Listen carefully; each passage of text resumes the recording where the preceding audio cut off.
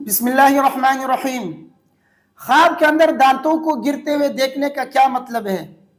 اگر کوئی شخص خواب میں یہ دیکھے کہ اس کے دانت گر رہے ہیں، سارے کے سارے گرے ہوئے ہوں یا ایک دو گر گئے ہوں، تو اس کا کیا مطلب ہے؟ دیکھیے، بعض اعتبار سے اس کی تعبیر صحیح ہے، اچھا بنتا ہے، لیکن بعض اعتبار سے اس کی تعبیر جو ہے اچھا نہیں ہے۔ اس لیے ویڈیو کو آخر تک دیکھیے تاکہ یہ مسئلہ اچھی طرح آپ کے ذہن میں بیٹھ سکے۔ دیکھیے، انسان کے منہ میں جو دانت ہے نا، اس کی تعبیر علماء کرام نے ایک خاندان سے کی ہے، یعنی جیسے انسان کے گھر کے اندر ماں باپ، بھائی بہن، اولاد، چچا، چچزاد بھائی اور اسی طرح دیگر خیش و اقارب ہوتے ہیں، پورا ایک خاندان ہوتا ہے زندگی میں۔ اسی طرح انسان کے منہ میں جو دانت ہے، اس کی تعبیر علماء کرام نے خواب کے اندر دانتوں سے کی ہے۔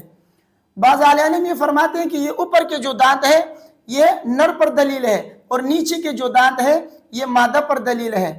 بعض عالم نے یہ فرمایا یہ جو سامنے کے جو دانت ہے، سامنے کے دانت یہ ماں باپ، بھائی بہن اور اولاد پر دلیل ہے، اور پہلو کے جو دانت ہے یہ چچا اور چچزاد بھائیوں پر دلیل ہے، اور اسی طرح جو پیچھے اور بالکل اخیر میں جو دانت ہے وہ سب کے سب جو ہے خیش و اقارب پر دلیل ہے۔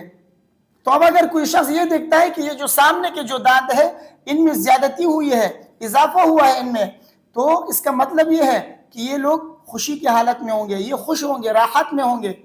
اور اگر یہ دیکھتا ہے کہ ان کے پہلو میں کوئی دوسرا دانت اگ گیا ہے، تو اگر اوپر اگا ہے تو اس کا مطلب یہ کہ لڑکا ہوگا اس کے گھر میں، اور اگر نیچے کے دانت میں اضافہ ہوا ہے تو اس کا مطلب یہ کہ لڑکی ہوگی، یعنی اس کے گھر کے اندر یا لڑکا پیدا ہوگا اگر اوپر دانت میں اضافہ ہوا ہے، اور اگر نیچے کے دانت میں اضافہ ہوا ہے تو اس کے گھر میں لڑکی ہوگی۔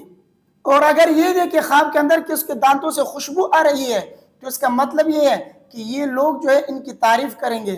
اور اگر یہ دیکھے کہ اس کے دانتوں سے جو ہے خوشبو نہیں بلکہ بدبو آ رہی ہے تو اس کا مطلب یہ ہے کہ یہ لوگ ان کی غیبت کریں گے۔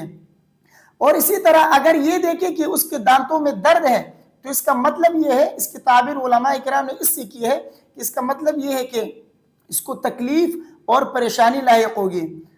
اور اگر یہ دیکھے کہ اس کے دانتوں کا رنگ زرد ہوا ہے تو اس کی تعبیر علماء کرام نے اس سے کی ہے کہ یہ جو افراد ہیں ان میں سے کوئی ایک بیمار ہوگا، کیونکہ دانتوں کی تعبیر علماء نے خاندان سے کی ہے۔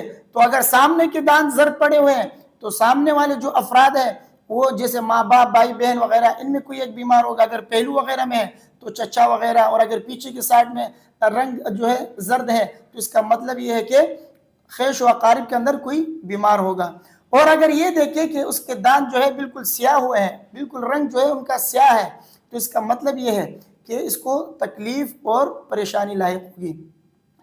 اور اگر یہ دیکھتا ہے کہ اس کے دانت جو سارے گرے ہوئے ہیں تو اب زمین پر گرا ہے یا اس کے ہتھیلی میں یا گود میں گرا ہے۔